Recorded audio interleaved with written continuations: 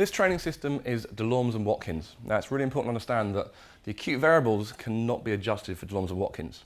So what we'll be performing here is 3 sets, all of which are 10 repetitions. However, we need to establish what our client can lift for 10 repetitions to the point of fatigue. Now, I know that Chris can lift 15 kilo dumbbells, which I have down here. At that point, he would fatigue at 10 repetitions. So that's my last set, which is described as a 10 repetition at a 10 RM. So the most amount of weight I can lift 10 times is my 10 RM. But the first set is done as a 50% of a 10 RM. Now, I've got 15 kilos as my heaviest weight, so therefore 50% of that will be 7.5 kilos. So our first set, Chris, we're doing is 7.5 kilos, but stopping at 10 repetitions. Now this is 10 rep range, which means it stays in hypertrophy. So that means he's allowed between 1 to 2 minute recovery. Now we need to decide which that's going to be. So today we decided that Chris is going to have just a minute for the sake of our demonstration. If you're doing this in your 12-week plan, you can start maybe at 2 minutes, and you could progress the intensity of this by maybe reducing the recovery time over a period of weeks. But you can't change the reps, and you can't change the percentage of 1RMs. The second set, I now have 10 kilos, because this is 75% of our heaviest weight. So I have 7.5 kilos, 50%, 10 kilos, 75%, and then my 15 kilos, 100%, all of a 10 RM. So Chris, we're going to do a shoulder press here. Now, Chris is using the plinth here because it's quite a high bench. We want to make sure his feet are flat. We have neutral alignment between knee and hip, and we hold our checkpoints between hip, shoulder, and ear. Always a safe lifting technique. Chris, I'm going to pass the dumbbells to you one at a time. I'd like you to stabilise in the bottom position. So when you've got the dumbbell, say my dumbbell. My dumbbell. Okay. My dumbbell. Okay. Make sure your back stays nice and flat. Gently press against the bench. In your own time, press overhead. So our checkpoints of toes are facing forward. Knee is lined over second toe.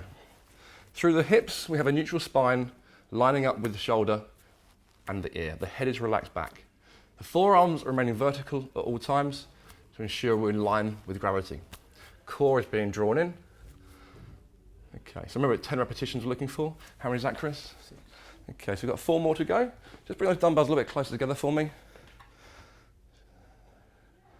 Excellent. Now when we finished our set of 10, I'll be taking the dumbbells off Chris, and I'll be communicating with him saying it's my dumbbell, so he knows that he can let go and it's safe.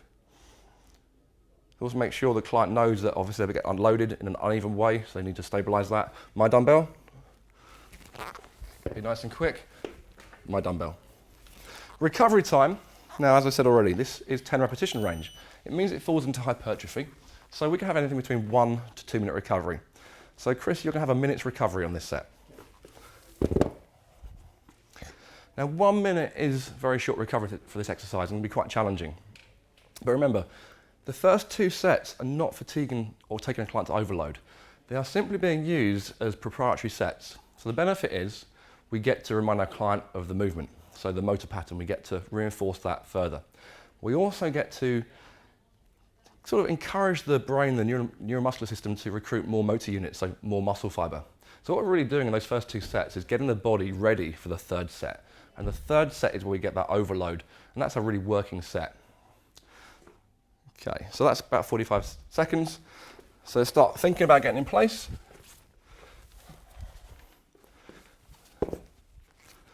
Okay, when you've got the bar, say my dumbbell. My dumbbell. Okay. My dumbbell. Okay. Think about posture. Feet remain aligned, knee, second toe. Very much the core engaged here, and push overhead. So that's just over a minute recovery, that's fine. The main compensation you'll see on shoulder presses, particularly as the client starts fatiguing or the weight is heavy, might be this lumbar arch here starting to become exaggerated. And it will just pull away from the bench. Now Chris is bordering on that happening at the moment. I think he was just demonstrating that though. So keep that spine neutral, core engaged. If we really focus on the core, that's going to stop this arch happening. It's going to make it safe. If we do have an arch, it's going to increase the compression, the discs of the spine. That's dangerous. So we need to make sure it's safe. If our client can't stabilise through the spine correctly, we need to stop. The weight was probably too heavy. We just got the rep range wrong. So that's okay. Don't perform poor technique for the sake of a number. Perform good movements. That's a priority as a personal trainer. My dumbbell. My dumbbell. So again, I'll give Chris the same recovery time from the second to the third set. How was that feeling? Were you getting fatigued there? It's getting there, yeah. Getting there? I can feel on the second set I may want to push faster to complete the rep Okay. range. So And do we feel that we're going to be able to get the heavier weight for our 10 repetitions? yeah, I made any spot light Okay. spot towards the end. But If we've got the weight loading right, it should be challenging that third set. So I'm looking for Chris to tell me, yeah, he thinks he can complete it, but he knows he's going to be working very hard to do so.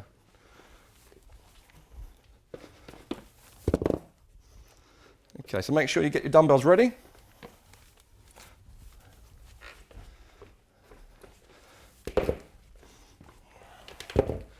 Delay passing dumbbells to the client until the minute's up, or just coming towards the end of that minute.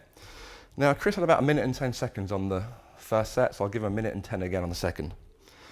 So, remember, core engaged, shoulders back, head relaxed. So use that time to reinforce coaching points, particularly when your client starts working harder. It's going to be harder to maintain correct technique. So time is coming to the end. Okay, strong grip. Yep. Try to be as quick as we can. my dumbbell. Okay, big breath, core engaged, and now drive up. Okay, now you can see from the first rep, this is hard work. So your client needs to be developed to a good standard to be able to deal with loads, particularly a technique such as this. It's fantastic. Keep drawing in, neutral spine, head is relaxed. So Chris will maintain our checkpoints throughout. Our ankle, knee, our hip, shoulder, and ear aligned with shoulder as well. I need to spot through this. My number's going. Okay, keep that back nice and flat. Okay, now in this case, lie down. I'll take the dumbbell off you. My dumbbell. My dumbbell. Now in our case today, my client's fatigued. He gave me indication verbally that he was struggling. I could see he was shaking. I made a decision that I could have done 4 more repetitions. However, it probably wasn't safe to do so. So what we're looking for here is that in a real world situation, make sure whatever you do is safe. And if that means that we've just learnt from here, well, next time, Chris, we're probably going to start a slightly lighter weight. Okay. That's fine, but I haven't hurt my client. And do you feel you had a workout for your shoulders? Definitely. Definitely. That's the key point. So that was our Delorme and Watkins. Remember, 3 sets, 10 reps, you cannot change the variables. And it was 50% for the first set, 50% of a 10 RM, followed by 75% of a 10 RM, followed by 100% of a 10 RM for the third and final set. So that's Delorme and Watkins.